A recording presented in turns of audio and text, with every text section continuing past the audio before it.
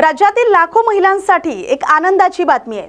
मुख्यमंत्री माझी लाडकी बहीण योजनेचे रखडलेले हप्ते आता 8 मार्च 2026 रोजी महिला दिनाचा औचित्य साधून पात्र लाभार्थ्यांच्या खात्यात जमा केले जाणार आहेत। या महिलांना जानेवारी आणि फेब्रुवारी महिन्याचा हप्ता तांत्रिक कारणांमुळे मिळाला नव्हता, त्यांना आता एकत्रित लाभ मिळण्याची शक्यता आहे।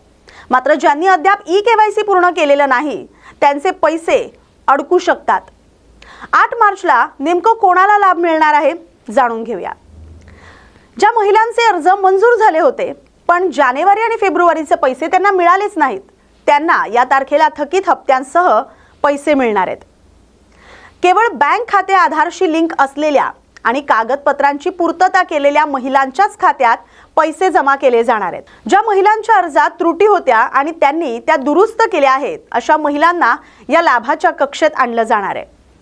काही महिलांची नावं ही लाभार्थी यादीतून वगळण्यात आलेत किंवा त्यांचे पैसे थांबवण्यात आलेत, त्याची काही मुख्य कारणं देखील आहेत। ई-केवायसी अपूर्ण असते।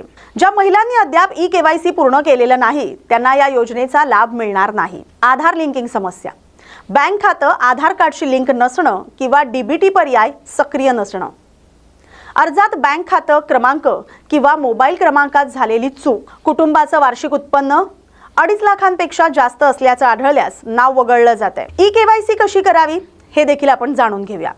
जर तुमचे पैसे रखडले असतील तर ई-केवायसी अशा पद्धतीने पूर्ण करा। प्रथम नारी शक्ती दूत ॲप किंवा योजनेच्या अधिकृत पोर्टलवर जा। त्यानंतर तुमच्या मोबाईल क्रमांकाने लॉग इन करा आणि अर्जाची स्थिती तपासा। तिसरी स्टेप अशी आहे की ई-केवायसी पूर्ण करा या पर्यायावर क्लिक करा।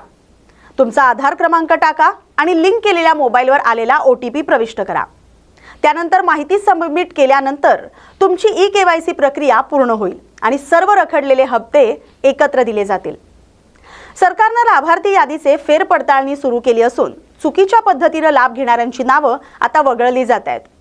ज्या महिलांच्या अर्जात दुरुस्ती हवी आहे त्यांना तातडीने जवळच्या सेतू केंद्रावर किंवा अंगणवाडी सेविकांशी संपर्क साधण्याचं आवाहन करण्यात आलंय।